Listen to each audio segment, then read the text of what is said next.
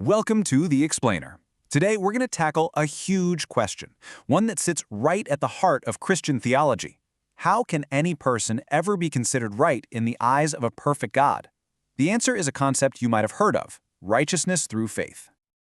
Okay, so here's how we're going to break this down. First, we'll look at a universal problem that really sets the stage for everything else. Then, we'll dive into a classic case study, Abraham, to see this principle in action. After that, we'll get super clear on what it means for righteousness to be a gift, not something you earn.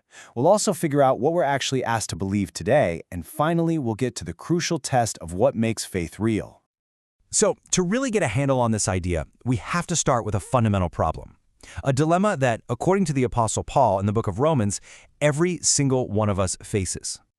On one path, you've got the old way, trying to earn a right standing with God by perfectly obeying His law.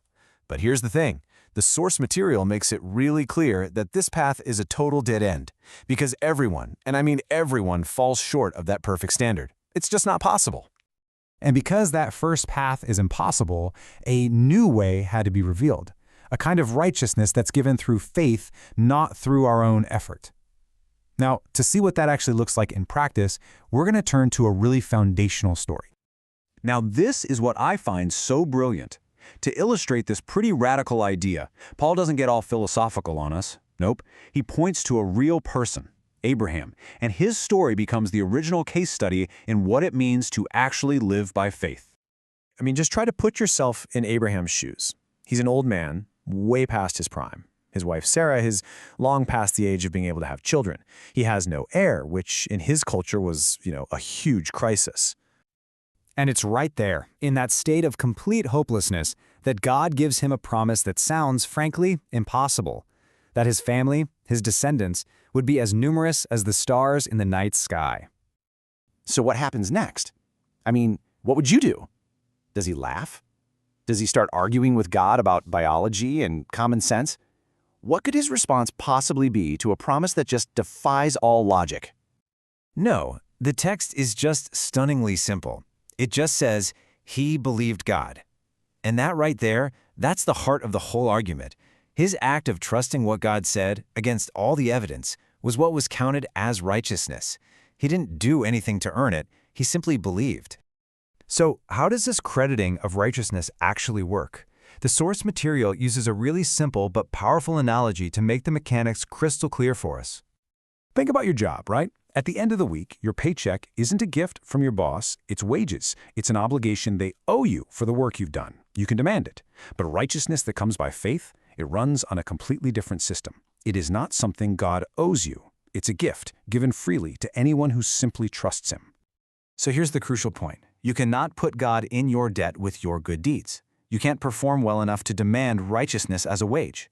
A gift, just by its very nature, can't be earned. It can only be accepted. Okay, so this naturally leads to a really important question.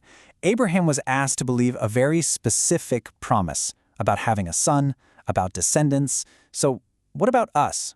What is the specific thing we're supposed to put our faith in today? Yeah, the source points us directly to God's own testimony. I mean, a literal statement from heaven spoken over Jesus. This is God the Father making a direct public declaration about who Jesus is and His authority. And Jesus himself confirms this. But notice the language he uses. It's immediate. He says whoever believes has eternal life.